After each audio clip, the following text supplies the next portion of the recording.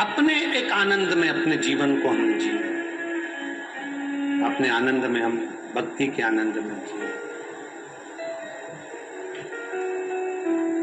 शिव कथा कह रही, भगवान शंकर का संवाद कह रहा। मुख का जहर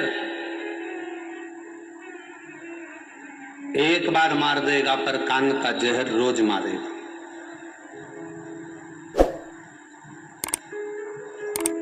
और ये बड़ा विचित्र जहर है, ये व्यक्ति को प्रतिदिन मारता।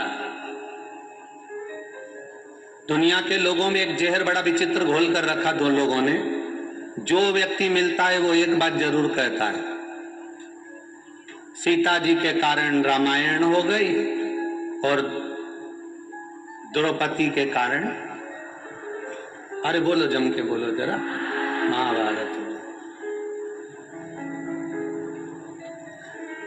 कहने वाले ने कह दिया सीता जी के कारण रामायण हो गई और द्रौपदी के कारण महाभारत हो गई, क्योंकि उनकी सोच में यह भरा हुआ था।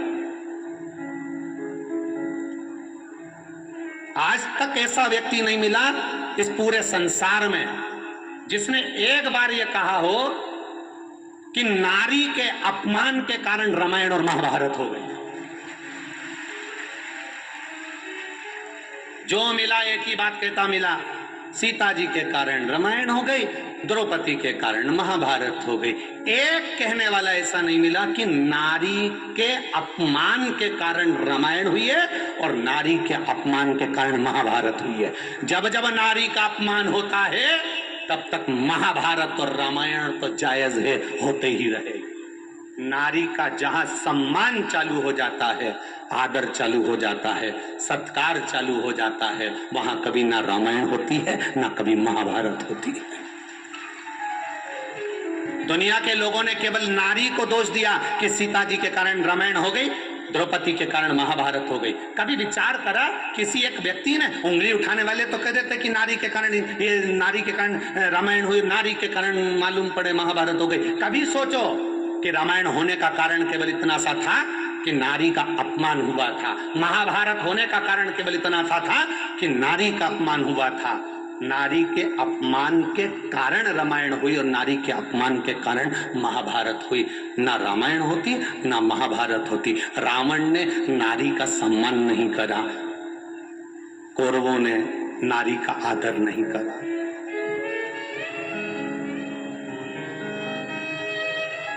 घरों में भी स्त्री का आदर नहीं होता, सम्मान नहीं होता, तो वहां पर भी रामायण और महाभारत नित्य होती है। आप आदर तो करो।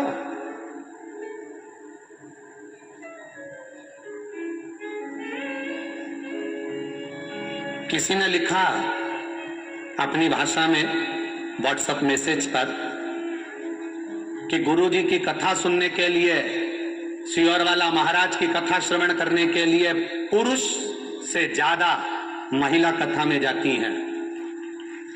हम भी कहते हैं पुरुष से ज्यादा महिला कथा में जाती है, बिल्कुल जरूरी है, क्योंकि पिता का काम बच्चों के लिए कमाना है। पिता का काम बच्चों को अच्छी एजुकेशन के लिए शिक्षा देना है। पिता का काम बच्चों की दवाई लाकर देना है। पिता का काम बच्चों को कपड़े पहनाना है। और सबसे ज्यादा जरूरी काम जो पिता का नहीं है वो माता का है कि बच्चों को अच्छा संस्कार देना है। पिता से ज्यादा जरूरी है माता का पद, क्योंकि माँ बच्चों को संस्कार देती है, माँ बच्चों को रहने का तरीका सिखाती है, माँ बच्चों के हाथ में एक लोटा जल पकड़ाकर मंदिर तक भेजती है, माँ बच्चों को रहने का तरीका सिखाती है, माँ बच्चों को भोजन का तरीका सिखाती है, माँ बच्चों को संघर्ष करना सिखाती है। वो माँ के सिवा कोई नहीं सिखा सकता। इसलिए शिव महापुराण में ज्यादातर माताएं आती हैं, क्योंकि ये माताएं जो सीख कर जाती हैं वो अपनी औलादों को देना प्रारंभ करती हैं। हम सुधरेंगे, जम के बोलो जरा, युग सुधरेगा।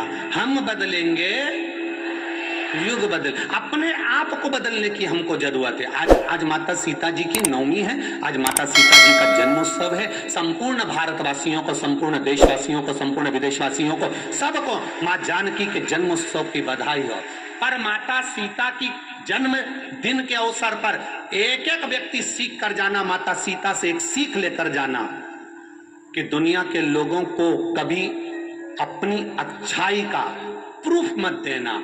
माता सीता बार बार प्रूफ देती थी। अग्नि परीक्षा हुई, फिर समझाया मैंने ये नहीं किया, फिर समझाया मैं गलत नहीं हूं। माता सीता प्रूफ दे दे कर रह गई। माता सीता के जन्मोत्सव पर सीख कर जाना मेरी माताओं और मेरे भाई, एक एक बच्चा सीख कर जाना, अपनी अच्छाई का प्रूफ कभी मत देना। मेहनत कर कर आगे बढ़ना, प्रूफ समय देगा।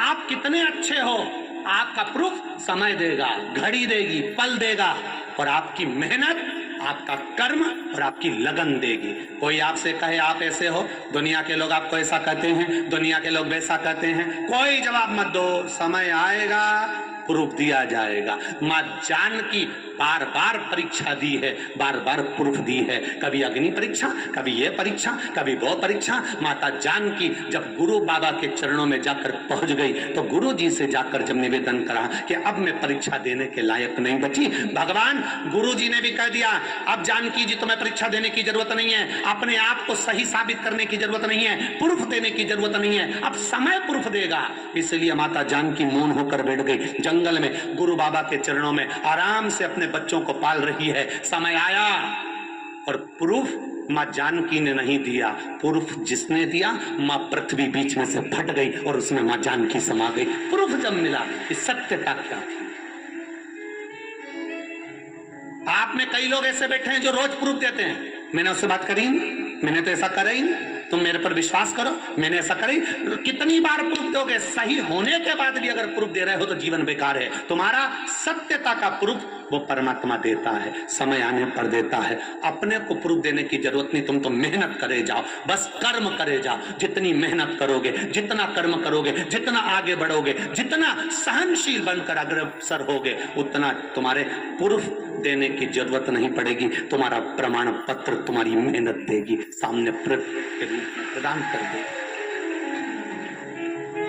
जानकी माता के आज नवमी तिथि के दिन, आज माता सीता के जन्मोत्सव से सीख कर जाना, हमें किसी को प्रूफ नहीं देना है।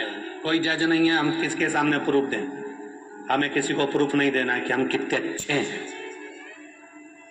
हम क्या कर रहे हैं, हम क्या हैं। किसी को प्रूफ मत दो, समय देगा। अंत समय प्रभु, बोलो बोलो जरा, सब छत्तीसगढ़ वाले बोलो। अंत समय आना, वचन दिया तो निभा, आए ना आए प्रभु कुटुंब करी, अंत समय प्रभु और वचन दिया तो। हमें प्रूफ नहीं देना। मां जानकी के जन्मोत्सव से हम सीख कर जाएं, हमें प्रमाण पत्र नहीं देना, हमें प्रूफ नहीं देना हम कितने अच्छे हैं कि कितने बुरे हैं। जिसकी दृष्टि में तुम एक बार बुरे हो गए, उसकी दृष्टि में तुम मर भी जाओगे तो भी कभी अच्छे नहीं बन सकते, कभी अच्छे नहीं बन सकते।